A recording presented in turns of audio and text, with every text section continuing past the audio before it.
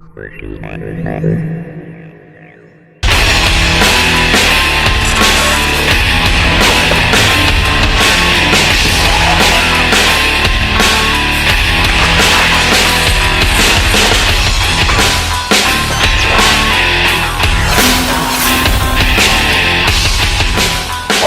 hello and welcome to the Manor Match 2.0. This is round one, lead card scores. Joined here by Bradley Williams in the booth. How's it going, Brad? What's up, guys? Awesome. So, starting off after the first round, we have Brad kind of distancing himself from the next competitors here. I've got a 3-stroke lead on Mondo and Mike, with me in third place, 4 strokes back. Should be an exciting round today with some wind going on. We got Disc Dog Media sponsoring today. Thank you very much to them and Disc Golf Underground, and as well as Black Star Audio. Thank you guys very much for sponsoring today, helping grow the sport of disc golf in the Austin area.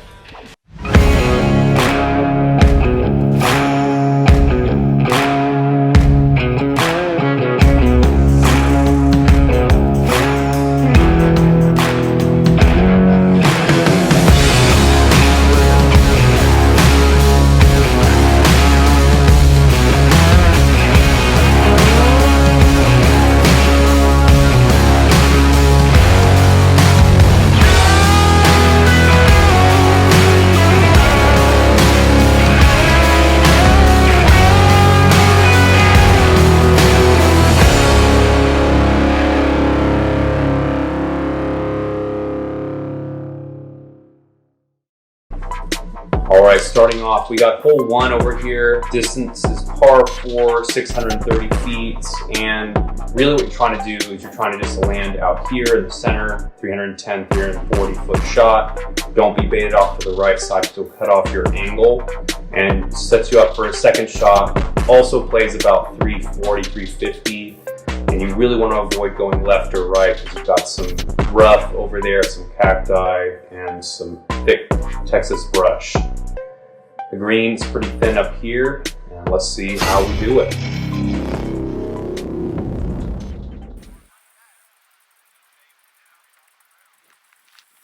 That is Brad starting us off here. What are you throwing there, Brad? You're looking at a T-Bird 3 layup. That's a good shot, about, I'd say probably 320, 330 off the tee. Thanks, man.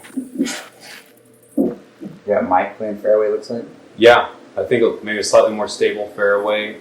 And again, again, that's weaker than me. Yeah. Mondo looks like he's going driver here, going something a little faster. Oh. Yeah, that's going to be a little bit rough over there. Is that nerves, you think, or just a bad wind rate? I think it might be the headwind, which is why I'm going with a stable forehand here. I've got a stable destroyer, putting on flex. I feel like this is a high risk, high reward play. Yeah, I'm really not even trying to cut off at much going to the right side. I just kind of fluff it a little bit, overestimating the headwind's effect on the disc. And so I'm going to be pinched off from there. Well, let's see how bad it is for Mondo. It looks pretty bad. Yeah, this is not where you want to be, which is exactly why you don't want to get baited off to the right side there. Let's see if he can get out to position for 4. So when you're saying baited, are you like, what do you mean by that? I mean, when you have a hole like this where it kind of curves to the right, I think it's easy, especially for amateur players, to feel like they've got to cut off the angle more by going farther right, when really that's not what you need to do at all. You're really just, you can even go left, like Mike did. He almost hyzered through the gap, and he's in a far better spot than I am, even though I'm technically closer to the basket. Right, okay. So the good thing to know, sometimes you just don't need to play it. You can play it away from the hole and still score. Exactly. So there's nothing here you can do, really, because if he tries to get greedy, it's just going to be back in the woods. Yes, that was the smart shot there. Just really trying at this point to stop the bleeding. Mike, however, is going to be in position to actually try and go for it here. It probably plays 350, 360, especially with this headwind cross.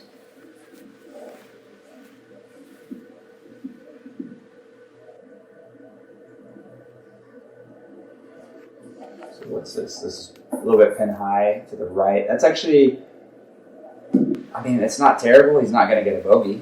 Yeah, it should give him a pretty easy par. I'm not sure if I'll have a chance for birdie from there. It's a pretty good shot considering the conditions. What are you looking at here? Well, I played a shot like mine over the top because that's just like, that's what we've done in the years past. But I'm pretty sure I watched someone play low round one, so I'm thinking I'm going to try a fairway driver low.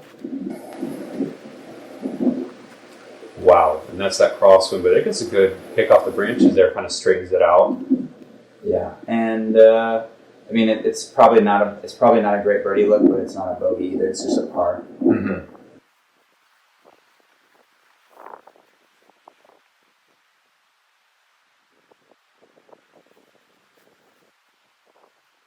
Mondo here looking slightly shorter shot after his up shot there. He's really just going to try and put it up there, slight flex. This is pretty aggressive play. Yeah, he was definitely he's trying to get a putt, don't you think? Yeah. Definitely, and that headwind crosswind, you can tell, took it there. Like I said, I'm pinched off here, so I'm really all I'm trying to focus on is make sure I get the angle I want. What I really do not want to do is throw it into the woods on the left. I've been there before, and that is a nightmare. So I'm really just trying to get it in the fairway. Just making sure my stance is okay there, asking the group. Well, I don't know. This looks like, you should be able to get at least half the distance to the hole pretty easily from a standstill. See the wind kind of mash it down, but I'm happy with that. Yeah, about halfway. Mm-hmm. Just like what you're saying there. I couldn't generate a lot of power. I'm okay with it.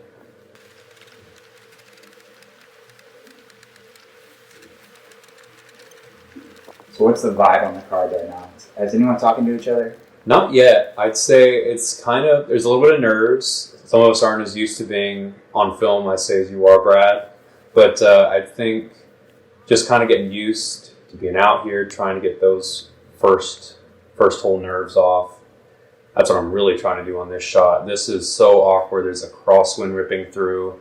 Got this small gap, and I really do not know what to do here. I really want to get my par, but it's a finicky shot.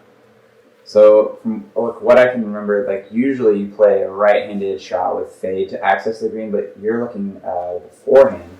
Yeah, I didn't have that backhand shot really from there, so I had this little gap. I was able to control my heart on just a straight little flex forehand there.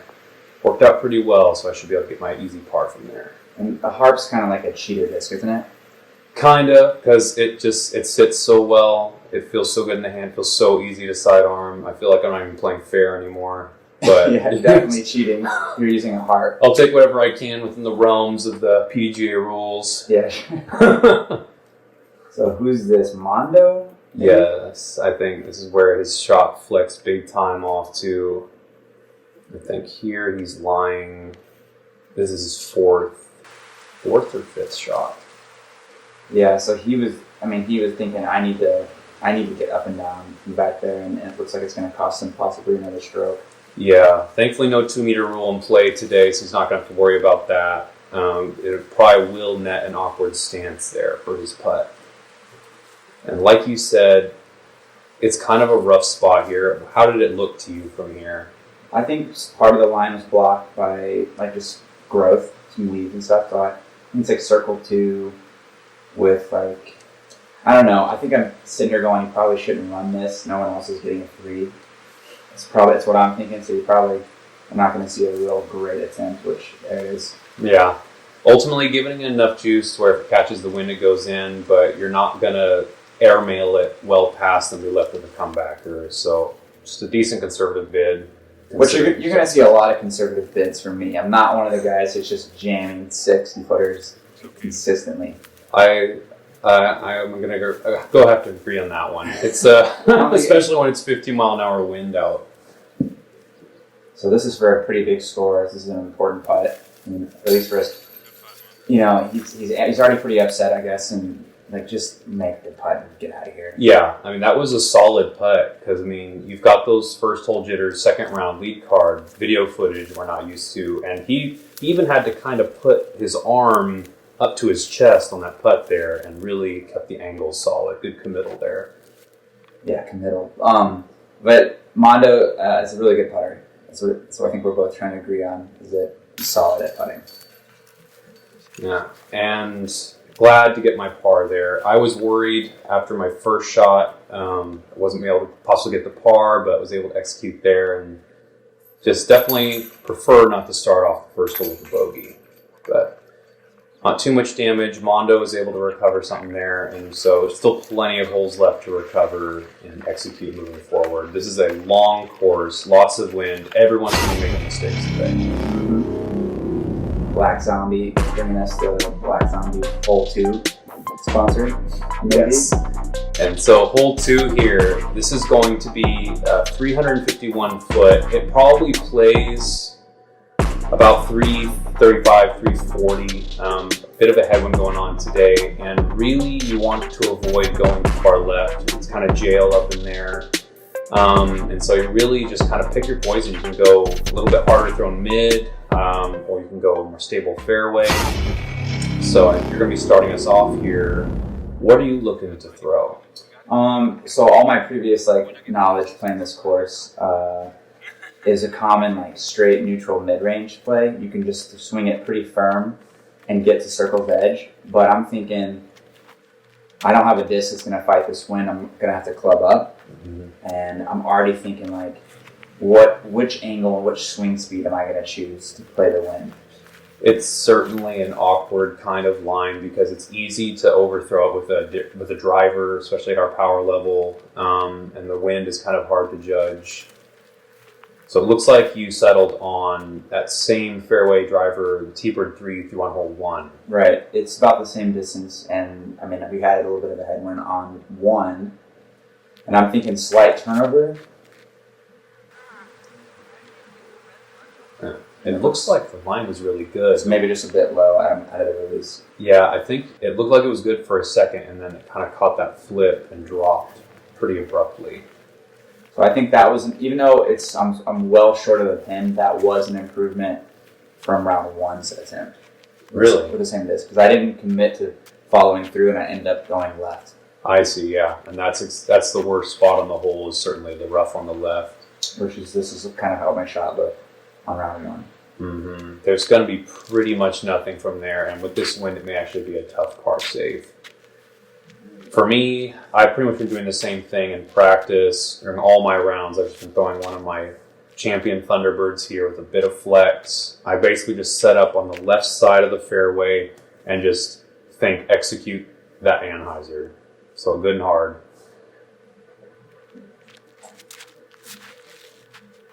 So I like the line out of my hand. I feel like it looks pretty good, but just like round 1, I airmail it and I'm 40 long, which is not what I was doing in practice. So you're going to have a tailwind putt and an uphill tailwind putt, most likely. Yeah, I may or may not even have a decent attempt at it from there. We'll have to see. There's one tree that blocks the comebacker, right? Yeah, and that's kind of what you saw me kind of patting my hands down, sit down, but I end up skipping a bit past. So you see yourself go long and you're already thinking, I might not have a putt, but do you feel any do you feel good about following through and sticking to your guns?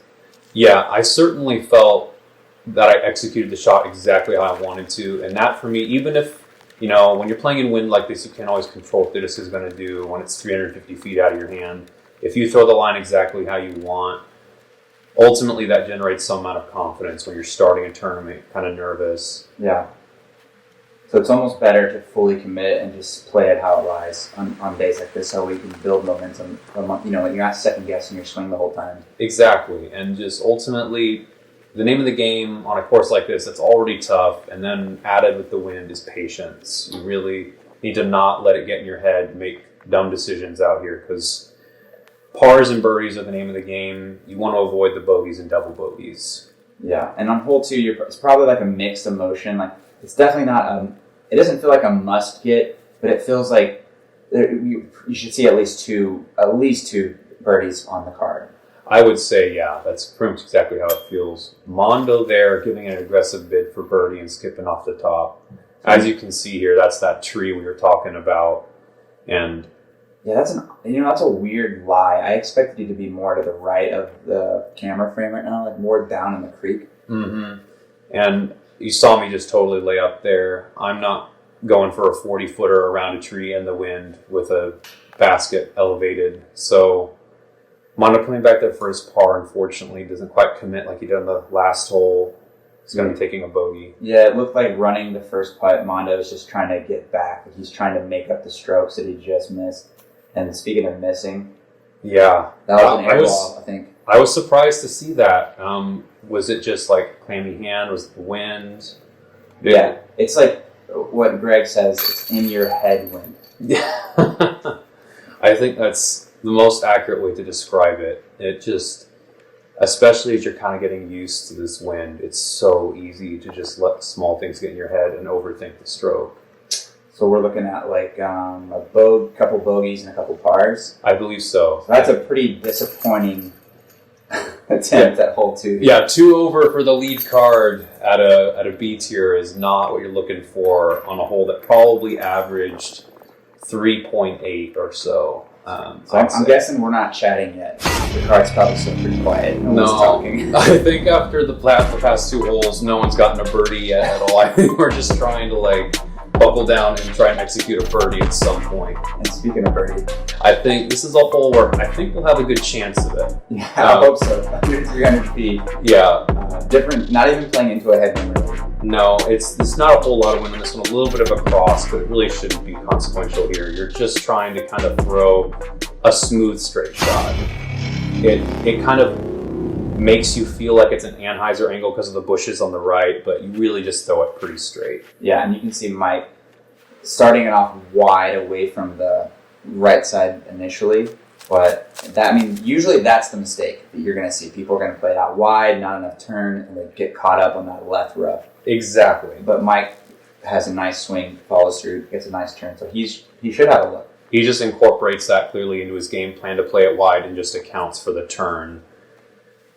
Here, in practice, I was going with the putter a lot of the time, but right now with the wind, I want to throw something a bit faster, a little more stable, just so I know I can commit to it. So I'm also going to kind of be going left side with a little bit of Anheuser with the Star Rock 3. So high left is the turning shot.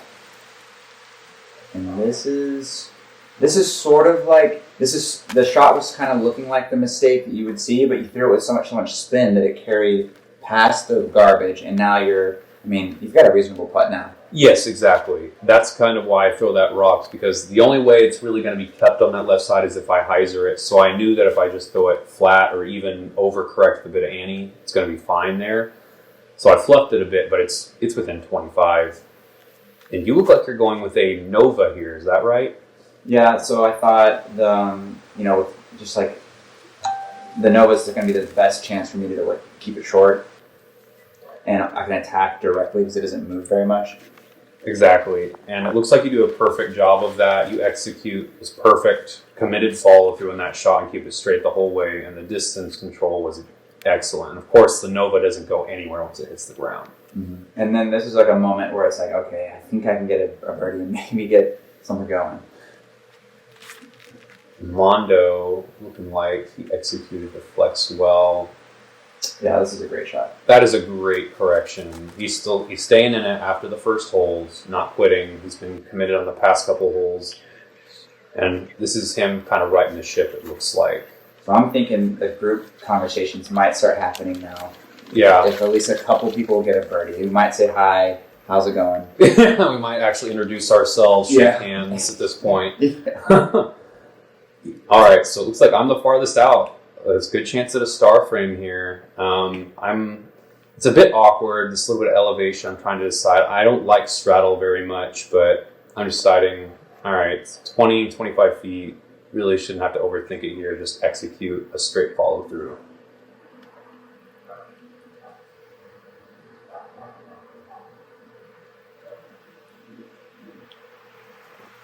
All right, so the wind picks up.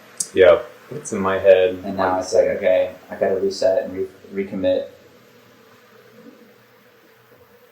I'm like, okay, so it's just not going to stop blowing now. So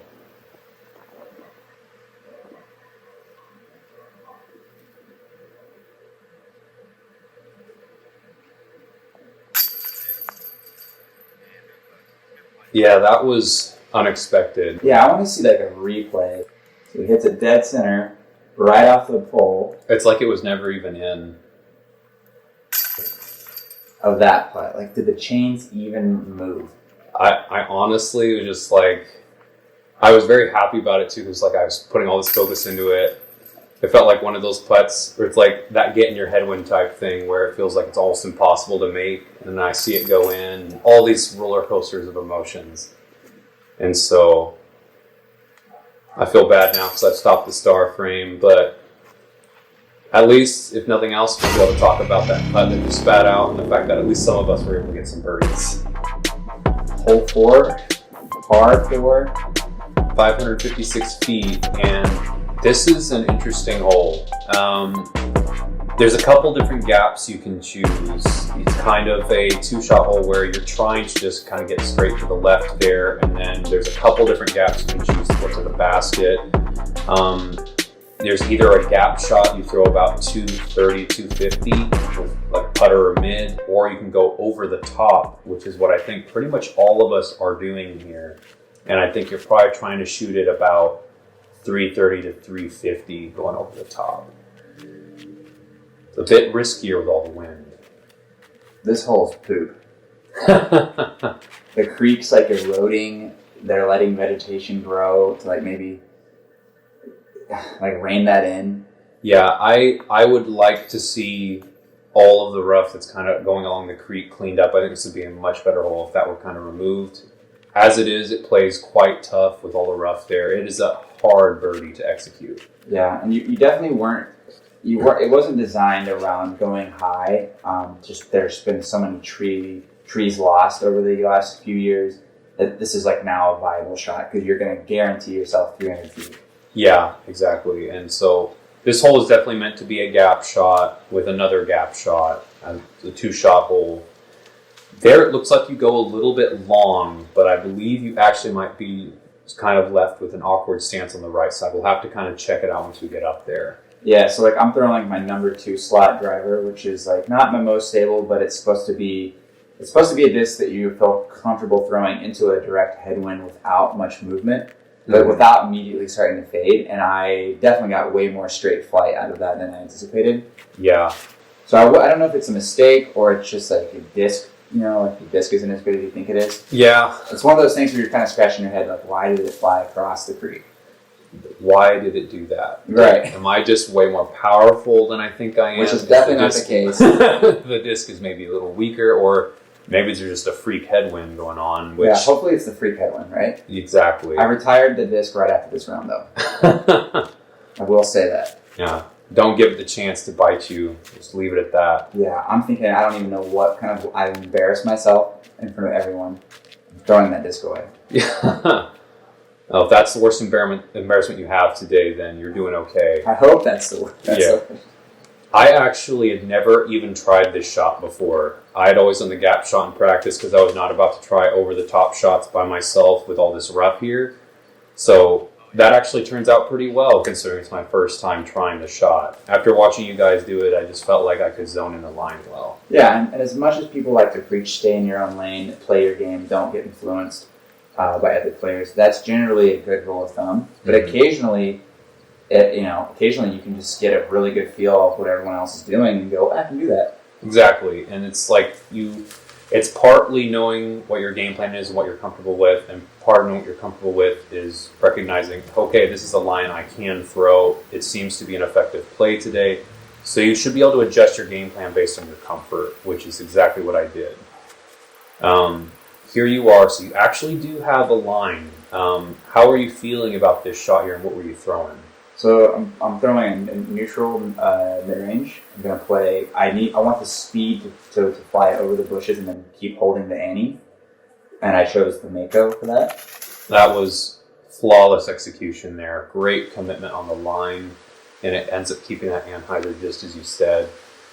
I have just a really awkward gap to kind of pick here. And I believe I'm throwing my cheater disc here. That overstable heart on the forehand. I'm really just trying to make sure I commit to the line. Yeah, and on this setup shot here, it's I don't know. It's pretty tough. I think the sidearm is definitely the play, but most people don't have a good sidearm. No, especially not with putters. A lot of people have a lot more torque on the disc, so it kind of throws the disc onto an anhyzer, whereas I put a lot more spin with my grip, so I'm able to throw putters in mid-ranges very comfortably. Well, speaking of putters, that could have been a putter from Mike.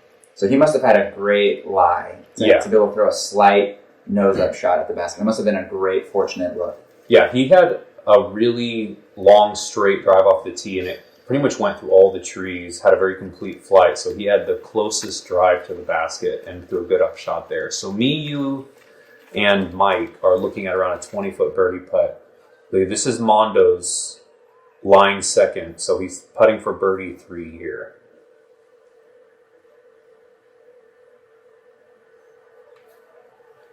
And it looks like he got it nose down right away, and it just never hooked up. Yeah, I think he had good commitment on the putt, but just kind of held on to it a bit too long. Maybe the wind got in his head a little bit.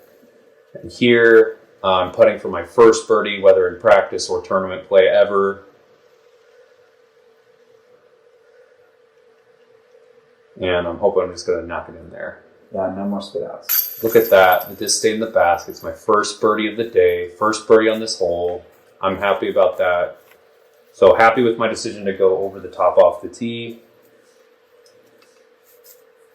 Yeah, and are you going to thank us for the wind reads, or you sort of chipped in for your birdie? In spirit, I'm definitely thanking you guys retroactively, and I'll thank you now, Brad. Thank you for throwing such fantastic shots off the tee. Okay, so yeah, throw more stable disc than Brad. Throw it similar to Mike. Okay.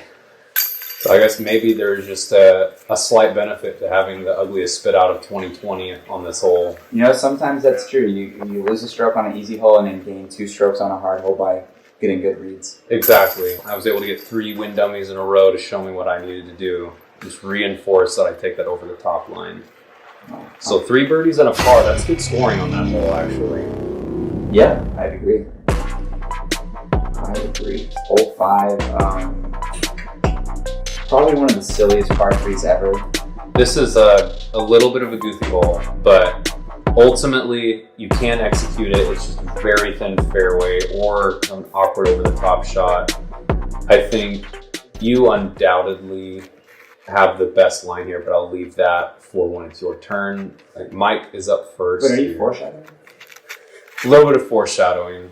Well, this is the first time we've seen this ever. I don't even remember playing this tournament, so okay, so it looks like I'm throwing, what is that? That is a grenade, and it's a shot I apparently need to learn, because that is excellent, and it really allows you to not deal with the wind that Mike was definitely dealing with. Or deal with the entire hole. Exactly. It's basically just... avoid playing the golf shot. It avoids exactly what I just did, and right there. This hole, 186 feet, was designed for people that have discs from the 80s, and they can just flip them up. Like DX Polecats, DX Cobras, yeah, very DX old, Arrows. very old. You have to go on eBay and buy discs just to play holes like this, and... Or you find your local guru at the course, the guy's been playing for 35 years and just knows exactly how to throw his 15-year-old DX Polecat. Yeah, I don't think champion P2 putters are the way. So you just go over the top of the grenade. Yeah, I mean, that's new age disc golf right there. It's a shot I definitely need to learn. After watching you and Kevin Jones throw it so well, I have no doubt I need to learn that shot at this point. This is really awkward. Is this trouble? It could be. I'm really just trying to make sure I focus on the anhyzer angle here and keep my stance. It's a bit awkward. Oh my gosh, that's pretty good. Yeah, I was happy about that. I didn't get as much anhyzer as I want. It's going to be around 20 feet from there on the side of the hill for the putt, but it could be a lot worse. Mondo in a worse predicament than me. Can Mondo get a break, please? He has been in the rough the last several holes. It feels like his only respite has been that one birdie, and every other hole has been a struggle so far. Let's see if he can execute. He throws a pretty good out there. I honestly did not think he would be able to manufacture even that good of a shot. And now faced with this maybe circle's edge, maybe 35 feet, for a par here. So I would have steam like coming out of my ears right now if I was Mondo. That's how heated I'd be with this sort of wow. And that's professional level composure there to be able to execute a par save under these circumstances where undoubtedly, as you're saying, that I have no doubt he's frustrated at this point. He is not playing like he did the first round yet, and he's been having struggles with the bogeys, but ultimately he's trying to just stay in it this whole way through, and that is demonstrating professional level composure. Yes. Mike here left with about, say, 25 feet for bird, slightly awkward stance. Just a little tester, just long enough where you're like, okay, follow through, good pace, don't short it. Yeah, and he almost had the opposite of shorting it. He was a bit high right side, but good stick there and good commitment on that putt. You've got a 18-footer here, so confident you'll probably hit this one. I'm not that confident. That's solid. You wouldn't know it. Yeah, you wouldn't know it, but I'm telling you right now, not solid. I was pretty sure I was going to airball it. It's funny to hear, especially having grown up in the game, you think when you're a newer player, oh, these pro, they never miss anything. They're always 100% confident in their game. We are scared out of our minds on half these shots. We're just thinking it's going to be a super embarrassing mess. And it gets to the point where ultimately you just conquer your fears more often than not, the better you get.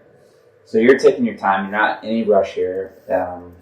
I mean, there's an incredible out to have a chance. And I guess you're just making sure you just go through the routine? Yeah, partly the routine, and then also I'm trying not to slide down the hill here. I've been in awkward stance on a few of the holes today so far. Just trying to make sure I have good execution, good follow through there. Happy with making that par save. And now hoping we can string some more birdies together.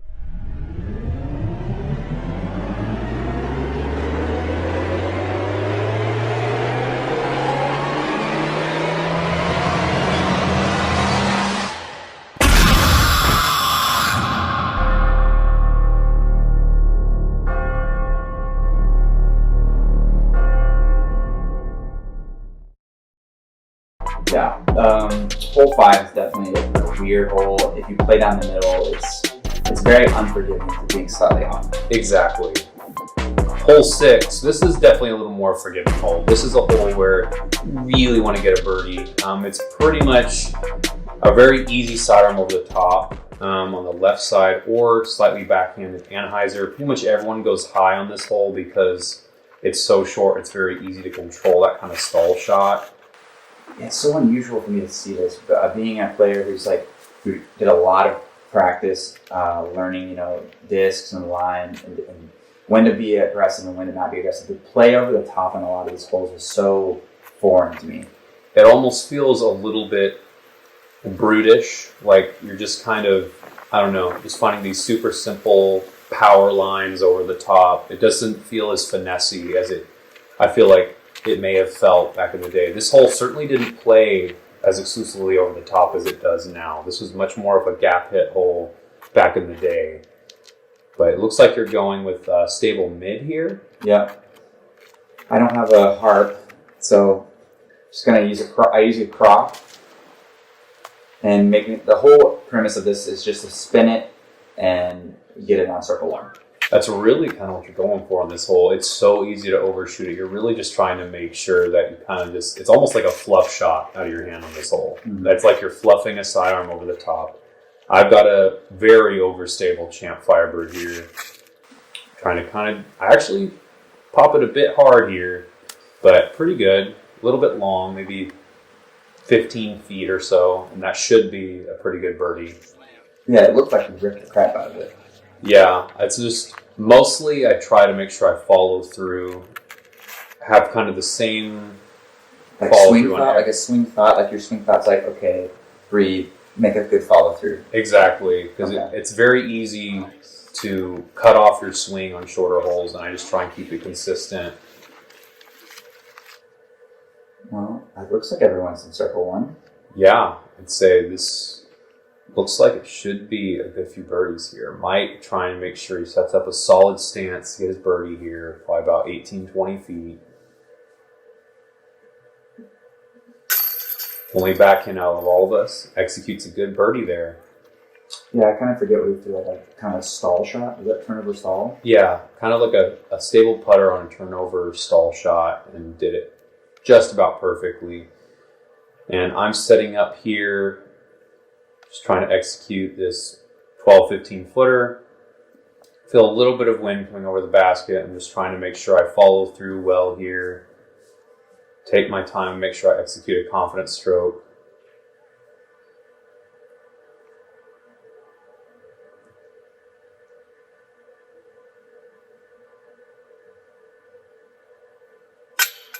And that one just totally stuck to my hand. I just did not have a clean release and ended up kind of popping it a little too high there. So for me personally, when I miss putts like that, I feel like I'm going to miss it the entire time I'm waiting before I putt. I already have a feeling I'm not making it. What about you? That one, I honestly felt like I was going to make it. I definitely, of course, there's a little bit of fear, like you're trying to make sure you execute, but in my head, I wasn't thinking, oh, I'm definitely going to miss this. But just kind of had a choppy stroke there a little bit. Maybe let it get in my head a little bit too much, and just kind of didn't let it go as early as it could. We've got hole 7. It's a par 4, over 600 feet here, and realistically, you're trying to kind of get to right at or beyond this tree in the center of the fairway here. Probably plays about 310, 340 you're trying to get, and then have a shot about 250, 300 to the green.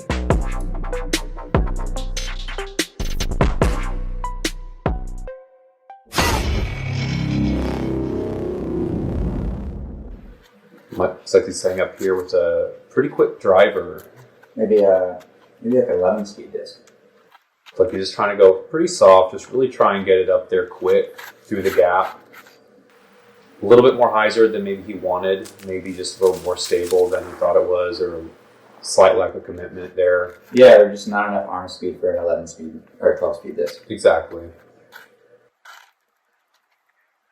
And here it looks like you're really trying to focus on the follow through. Is this a fairway driver you got in your hand here? Yeah, so this is an 8-speed TL3.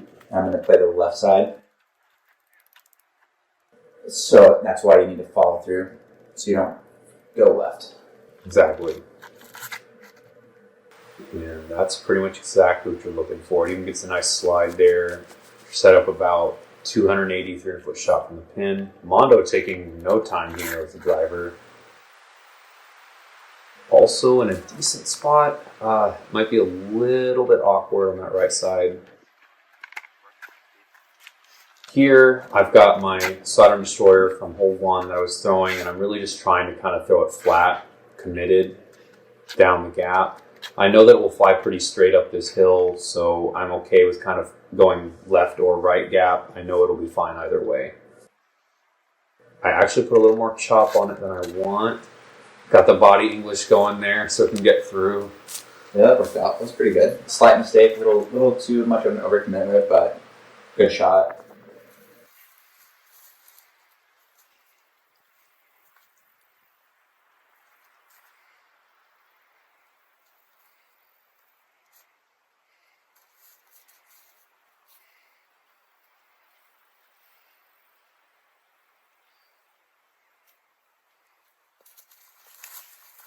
Mondo throwing a great anhyzer here. What commitment on that shot from an awkward lie to put it right up against circle's edge there. Yeah, he wasn't able to make a real big follow through because the tree was blocking him. So, I mean, that was amazing to see. Yeah. I remember thinking, like, holy crap, that's insane. Yeah, I mean, that was, you can't really do it much better than that. And to avoid any injury as well, well done on Mondo's part there. Mike really trying to make sure he takes his time and executes here. There's no reason to give up a stroke. Or a bag of chalk. Exactly. It was a bit humid at times today, pretty hot day, so it can be a little bit hard to keep the hand dry. And so he's trying to make sure that he doesn't mess up his forehand and stays strong in the hand. So that's not just like a fashion statement. Mike's like protecting himself from the sun. I didn't realize that, but yeah, you're right. It's a hot day. It was a hot day. It was very hot. The UV rays were very high today. And so ultimately just trying to avoid getting a real super redneck today.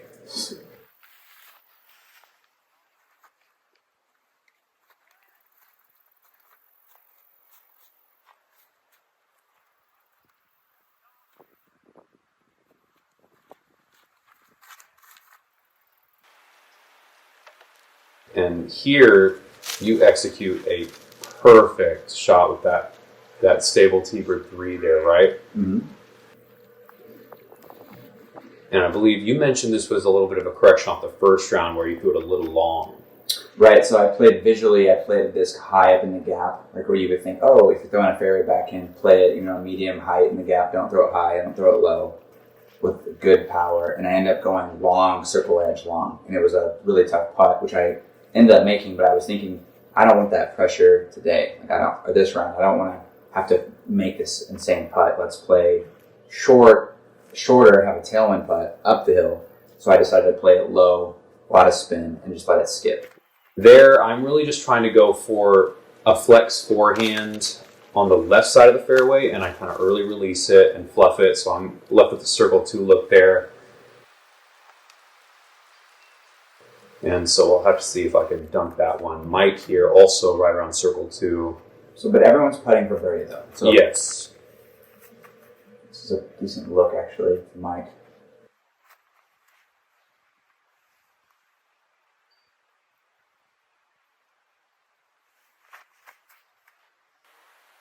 Oof, it looked like a good line out of his hand, but I think the tailwind cross kind of slowed it down there.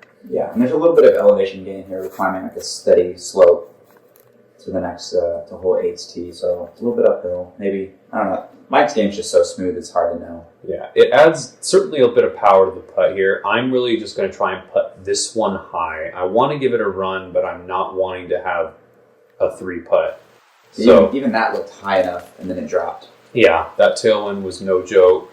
So ultimately, like we said, conservative bids today when it's windy. You're really not trying to triple putt, so you just want to give it a decent bid. If it ends up going in, great. If not, you stay close. Mondo here from his fantastic second shot. Unfortunately, can't convert for the birdie.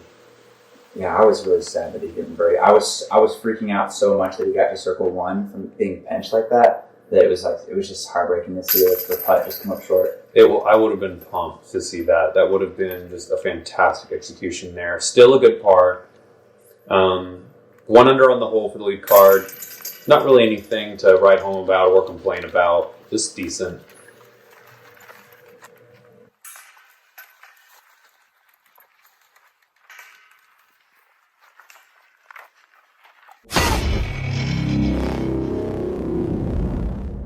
No one really making any big moves. You've been playing pretty solid. None of us are really pushing to catch you right now. Heading into hole 8, which is a hard par 4.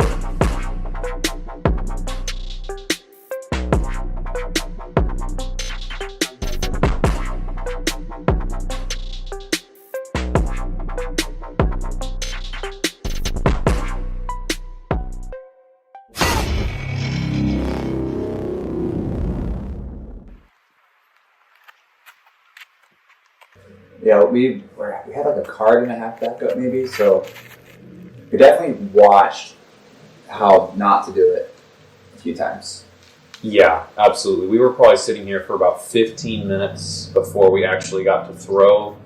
And this is borderline plays like a par 5. Certainly with the way the scores were going, there's a headwind cross ripping down this fairway. It's got way more elevation than it looks like from here. And you're really trying to just kind of get close to that bridge that you can see there. Right. It's the bridge is like the deciding factor, whether you try to play across the bridge, which I don't know how far it is. Maybe it's like 390, 380 if you hit the bridge. I think to the bridge is probably like 345, 350. And then past the bridge is probably about 370, 380. Okay, so you're having to use very limited amount of space to keep your disc moving forward, and then it's gonna, how are you gonna keep a disc perfectly straight at 400 feet? Absolutely, and with this elevation, it's so easy to go far left or right, and the rough is brutal on either side. And I could not believe when Mondo took this line. I thought he had yanked it. I saw no one else go for this shot. Absolutely. I thought his round's over. He might as well just go home. What an amazing grip lock. And then he was like, yeah, that's what I was doing. Yeah. I was like, oh, nice shot. Completely shattered my paradigm for this hole, and I almost thought of going for it, but I'm not confident enough in that shot. That's still, I cannot express how destroyed you are if you go on the left or right side on this fairway. Yeah. You're really trying to just keep it as center as possible. 7, 8, or worse comes into play if you're in the woods early on this hole.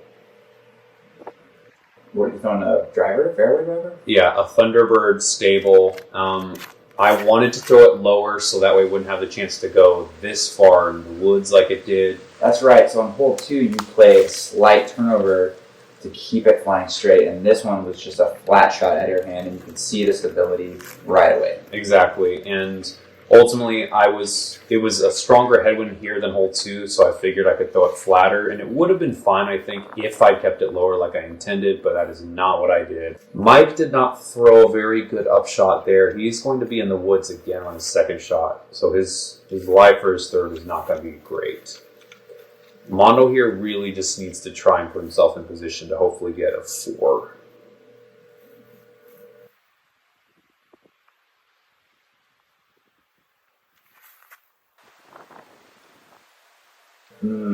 That is pretty good. Yeah, that is exactly what you want. And it settles perfectly in the center of the fairway. That's all you want. He can certainly get a 4 from there.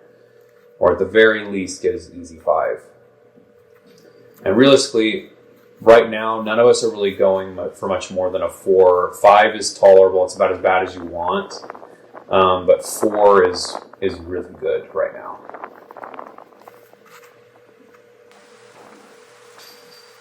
You can just see that headwind kind of taking that. It's a fairway, right? Or is that a driver? It's a 9-speed fairway, so it's like right on the outskirts of being. It's in between. It's like a utility club. It's a Savant 9-speed disc. Nice, yeah.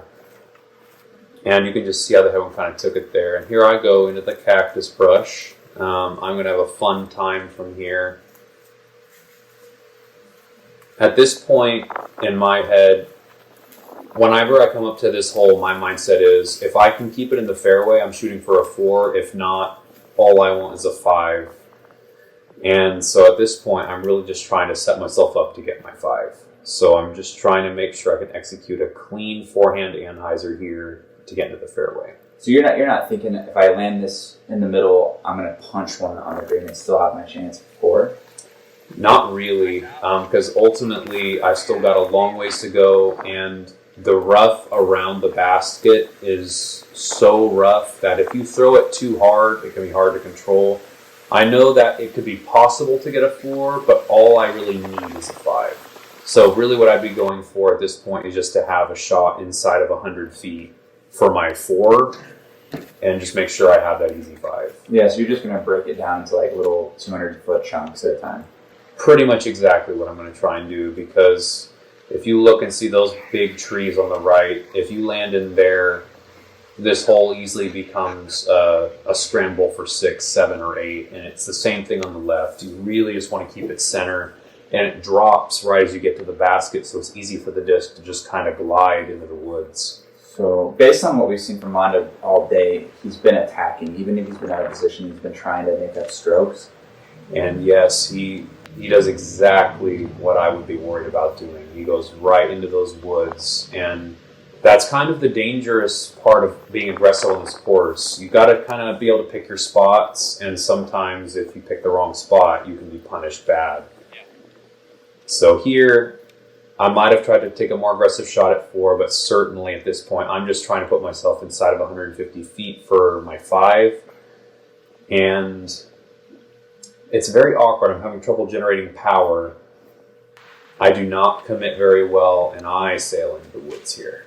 That is not going to be fun at all.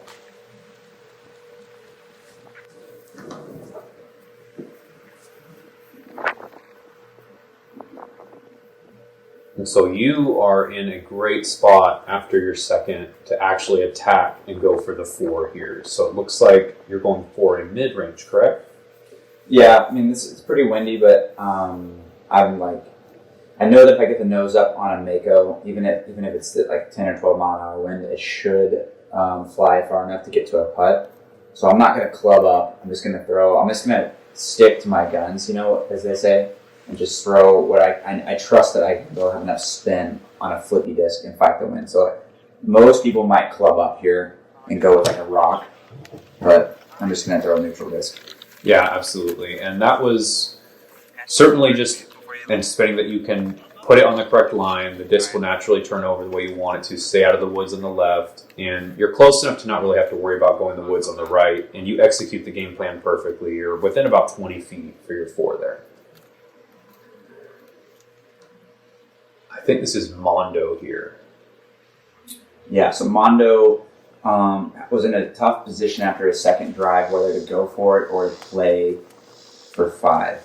And he's just been attacking the whole day. He's trying to get his round back on track, and he's just not willing to play for par at this point. It doesn't look like. Yeah, and he actually, after being in this terrible, terrible tree, he throws a great out after that and keeps the attack and is able to be in a good position, it looks like, to save his 5. Here, this is incredibly awkward, and at this point, I'm going to try and resort to a cut roller across the bridge, curving right to the basket. So, like, move your bags, move your cards. I'm getting funky. Yeah, exactly.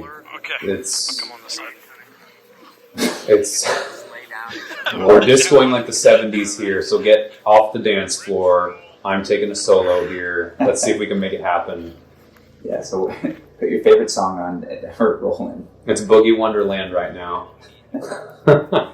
This is not fun. You're like just outside the circle too, with your place to get on your knees and throw a cut roller. It feels almost impossible. I'm in pain. Wait, hold on. Wasn't there a bounty now if you rolled it over the bridge? I think there was. I think somebody said they'd give me $10. Was I the $10 guy? I don't know. Maybe not. I think you might have been, actually. So we're looking for you to throw a cut roller and roll it over the bridge. So close. That's what it was. Oh, I almost became a professional before even finishing the tournament. Won some extra money on the day. Cash in hand. But I am more than happy with that. It gives me a chance, at least. Mike, I think, is over here on the left side. He should be able to execute here. So is he pitching out for, is this like pitching out for par? Oh no, he was on the right side. Yeah, I think he's pitching out there. I think that putt is going to be for his 5 or his 6. I think it's a 6 because his second shot was in the woods before even crossing the bridge. Right. So I think he's just kind of been pitching along, and that's what this hole does. Yeah. This hole can really exhaust you, and if you're not executing on those up shots, this hole quickly becomes 5, 6, or worse. Yeah, so sometimes on the tee, you can play very conservative and then punch one to about, the 3/4 mark, and then play a reasonable long approach. So you could still manage a 4 by being really conservative and in the middle, but if you're just off slightly. Exactly, and that's really where this hole of 5 is an absolutely fine score. Like, you really shouldn't feel bad with the conditions the way they are, with how rough the rough is. Like, 5 is fine. You just really don't want to do worse than that. If you've done worse than that, usually there's been kind of a silly mistake somewhere along the way. And here, it's kind of an awkward stance. I'm trying not to slip into the creek here, 4 or 5 foot deep water, and I'm just trying to execute my stance and putt through this wind. Yeah, so you're like circle's edge, so it's going to be a strong follow through at the chains. You're just going to punch it probably. Really just going to try and execute it pretty straight in there. And I was super happy about that. Like, I just really executed the follow through well, kept the disc flying straight. With everything that it took to get that 5, I have no bad feelings at all at this point. Yeah, that was a great putt, for sure. No wobble, no height change, just there was a hyzer that went right into the pocket. Exactly. And here you are the only one with a chance at 4 here. Pretty much thrown to your game plan up to this point. And kind of an awkward putt. You certainly got some branches in your swing here, it looks like, and the wind is kind of blowing. Mm-hmm. What's kind of your thought process here leading up to this putt? You're going to 100% not make it. That's a good start. That's the mindset you need to have to play well. Yeah. Lower the expectations so you're not disappointed. That's right. So I'm just going through the motions, like I have a master plan of how to make this putt, but I'm already 100% sure I'm not making it. And that's just the truth. Yeah, it seemed like the fundamentals were good, everything except for the height on that one, realistically. And I think you can just tell that you weren't quite in your zone on that one, but ultimately, just kind of move on from there. There's plenty of holes left for you to continue to execute. I'm actually holding a grudge on my approach because it was 3 feet short of perfect. That's true. Ultimately, if you had just had an extra 6 inches of elevation, you wouldn't have had to worry about being in that ditch. Would have been about 50% easier, probably. At least. All right. So, hole 9, par 3. 237 feet here, and this one it's similar to hole 5, I feel like, in that it is a very thin gap and it's very easy to end up in a very bad spot if you don't execute off the tee. This hole's really all about the tee shot. Yeah, you're going to see probably 90% forehands, and then there's going to be one guy who finesses like a turnover. But usually the turnover is just good enough to get like a circle edge putt. So if you want to get inside of circle 1, you're most likely going to play a skipping forehand. All right, so I'm looking up. That means trees have died. Yeah, the line that didn't used to be there, taking advantage of it with that grenade that you're pretty confident with. And that's a good spot there. It looks like you may would have liked a couple more feet, but that's inside of Brad range, about 20, 25 feet there. Oh yeah, based on the last putt. Maybe inside of usual Brad range. Yeah. Maybe not in your headwind Brad range. Exactly. So, Mondo, I can't remember. I've played this course with Mondo before, and I'm sure that he played obviously the low gap. But now that the opening's there, I mean, it feels like you have to go over the top. I don't know about like you, but I feel like I have to go over the top because it's. I can totally get that. Ultimately, for me, I don't feel comfortable with. I can do a tomahawk pretty well. I cannot throw a thumber well, and I've not learned the grenade. I feel very confident with the sidearm, though. I do very well on this hole, and I have a lot of finesse with the forehand, so I'm just focusing on following through here. And I'm pretty happy with that out of my hand. I'd actually left my Firebird in the creek on the last hole, so I had to resort to a Thunderbird here, which flies pretty similar, and I'm going to be running back to grab that Firebird, which is what you see me doing there. That was a good shot.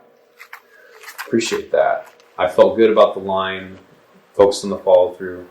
It's funny, we talk about most shots are forehands. I'm the only one that throws a forehand here. All the other shots are over the top. Yeah, do you feel like cheated by your card mates that like no one else has to navigate this tight gap and you're the only one that's going to do it, or you don't hold any resentment for this? I'm honestly a pretty relaxed dude, and ultimately what I'm thinking is, dude, you got to learn an over-the-top shot. Because it's just you're making life tougher on yourself. I'm glad that you have a forehand, but come on now. Let's learn that up and over. Mondo here from round circle's edge, a little awkward straddle. I can't tell if that was just a legit spit. Maybe just been a little bit left, kind of bounced off the side rim there. But can't be too mad about that. Awkward stance, circle's edge. He gave it a good bid. Yeah, and you can see that the two thumber plays. I'm not saying that the Scooby's the best shot, but that you got a short and a long. So maybe with the wind and the distance of the hole, it's just really hard to flip the disc all the way around precisely at this yardage.